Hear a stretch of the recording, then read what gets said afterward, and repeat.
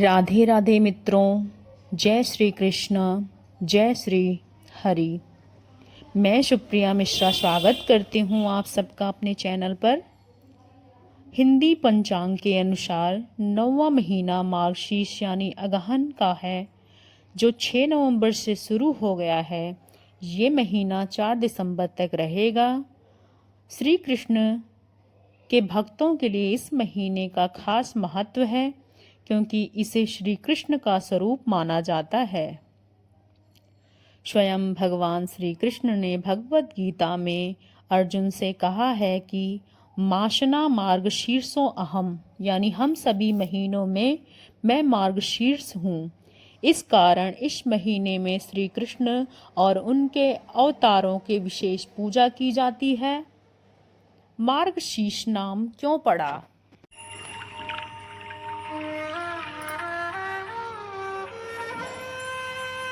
मार्गशीर्ष नाम क्यों पड़ा, यह विषय में आप सभी के समस्त हम आज बात करते हैं और इसकी कथा का विशेष विवरण आप सबके समक्ष प्रस्तुत करते हैं।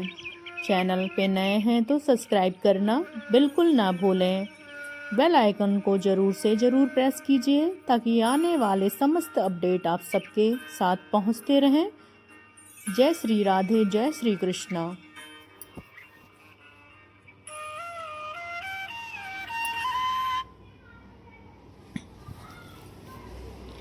हिंदी पंचांग के अनुसार प्रत्येक महीने का नाम उस नक्षत्र पर आधारित होता है जो महीने की पूर्ण तिथि पर पड़ता है।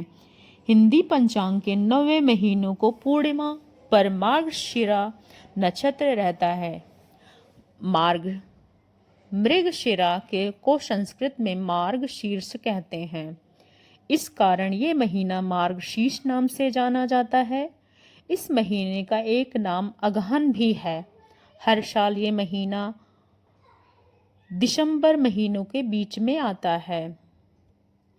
मार्गशीर्ष महीने में कौन कौन से शुभ काम करने चाहिए? मार्गशीर्ष मास में किए गए दान, जब तप, स्नान और पूजा से अच्छे पुण्य मिलता है। ऐसा पुण्य जिसका शुभ असर जीवन भर बना रहता है। बात करें इस महीने में यमुना नदी में स्नान करने पर विशेष महत्व है, क्योंकि मान्यता है जब वृंदावन में गोपियां श्री कृष्ण प्राप्त करने के लिए ध्यान और तप कर रही थी, तब श्री कृष्ण ने उन्हें बताया था कि मार्गशीर्ष का महीना यमुना में स्नान करने से उनकी कृपा प्राप्त होती है। इसलिए आज भी यह माह यमुना स्नान करने की परंपरा मानी जाती है।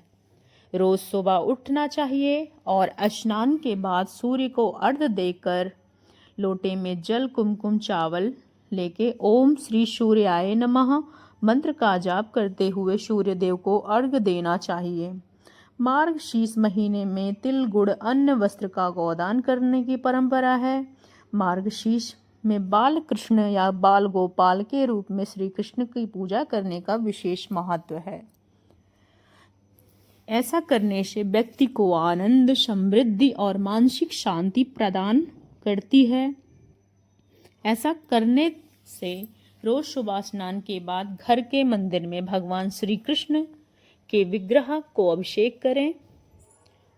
अभिषेक दक्षिणावर्ती शंख से कर सकते हैं। भगवान को चमकीले वस्त्र अर्पित करें। तुलसी दल और माखन मिश्री का भोग लगाएं। इस माह में मथुरा, वृंदावन, गोवर्धन और गोकुल यात्रा का विशेष महत्व है। जो व्यक्ति इस महीने मथुरा या यमुना स्नान करता है, उसे जाने अनजाने में किए गए पाप कर्मों का फल नष्ट हो जाता है। इस महीने में गीता पाठ, विष्णु सहस्त्र नाम और गोविंद स्तोत्रम का पाठ करना बेहद शुभ माना जाता है।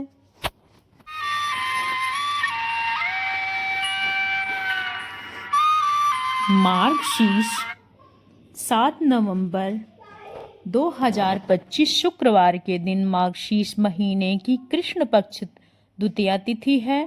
इस तिथि के देवता वायु हैं, जो धरती पर मौजूद हवा के देवता हैं। यह तिथि नए भवन का निर्माण के साथ तीर्थ यात्रा करने के लिए अच्छी मानी जाती है। आज रोहिणी व्रत है। 7 नवंबर का जो दिन है वह विशेष महत्वपूर्ण माना गया। मार्गशीर्ष अगहन की प्रथम कथा आप सबके समस्त उपस्थित हैं। एक बार भगवान विष्णु क्षीर सागर में शेषनाग पर शयन कर रहे थे। देवी लक्ष्मी उनके चरणों को दबा रही थी। अचानक उनका हाथ कट गया, जिससे भगवान विष्णु क्रोधित हो गए और उन्होंने देवी लक्ष्मी को श्राप दिया कि वो पृथ्वी पर एक गरीब स्त्री के रूप में जन्म लेंगी। देवी लक्ष्मी ने भगवान विष्णु से क्षमा मांगी और कहा कि वो भी उनके साथ पृथ्वी पर जन्म लेंगी। भगवान विष्णु ने उनकी प्रार्थना स्वीकार कर ली और उन्होंने भी पृथ्वी पर राजा राम के रूप में जन्म लिया। देवी लक्ष्मी सीता के रूप में उनकी पत्नी बनी। इस प्रकार मार्गशीर्ष पूर्णिमा व्रत भगवान विष्णु और देवी लक्ष्मी को पुनर्मिलन का प्रतीक है।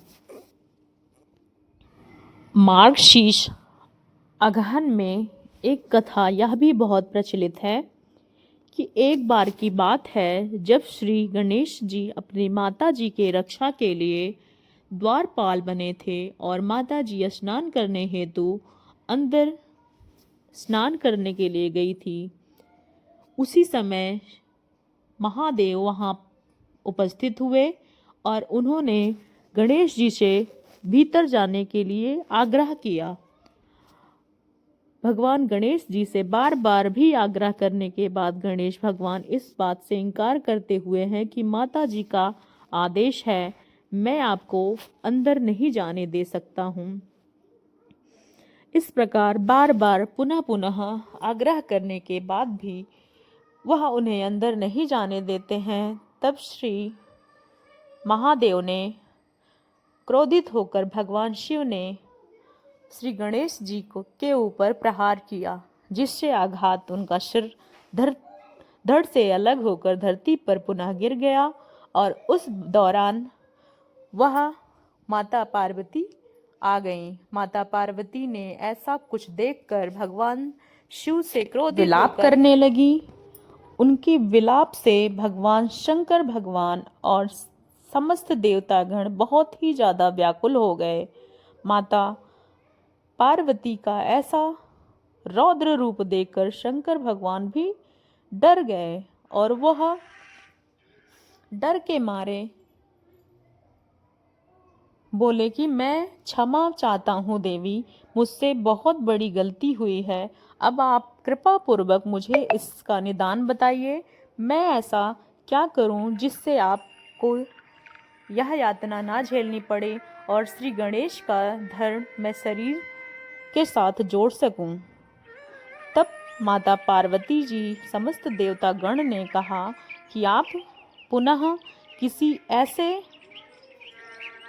ऐसी माता के पास जाइए जहाँ पे तुरंत का जन्मा हुआ बालक हो और वहाँ पे माता उनके तरफ पीठ कर कर लेटी हुई हो। उसका सर आप मेरे पुत्र के लिए वापस ले आइए। ऐसा करने से भगवान आदेश देते हैं और उनके देवदूत गण वहाँ जाकर माता रानी को गणेश भगवान का सर लाके देते हैं और वहाँ से भगवान जी ने आशीर्वाद दिया कि सर्वप्रथम किसी भी पूजा यज्ञ में सर्वप्रथम श्री गणेश जी का आवाहन होगा, अन्यथा वह पूजा सफल नहीं मानी जाएगी। और श्री गणेश जी की आरती वंदन से ही समस्त पाप दूर होते हैं, सभी के जीवन का आसार मिलता है। ऐसा वरदान देवताओं ने दिया और आज भी सबसे पहले पूजा पाठ में भगवान श्री गणेश की वंदना की जाती है। तत्पश्चात भगवान का आवाहन किया जाता है, किसी अन्य देव का आवाहन करते हैं। तो कार्तिक माघ के बाद जो मार्गशीर्ष महीना शुरू हुआ है, इस महीने के प्रथम दूसरे द्वितीय अध्याय में आज की कथा यहाँ पे समाप्त होती है। चैनल पे जो लोग भी नए आए हैं वो तो चैनल को सब्सक्राइब करके जाएं और ऐसी ही रोचक तथ्य कथाएं और धार्मिक चीज़ों से जुड़े रहने के लिए हमारे चैनल को सब्सक्राइब करना ना भूलें। साथ ही साथ बेल आइकन को प्रेस करें ताकि आने वाले अपडेट आप तक पहुंचते रहें। जय श्री हरि, राधे राधे।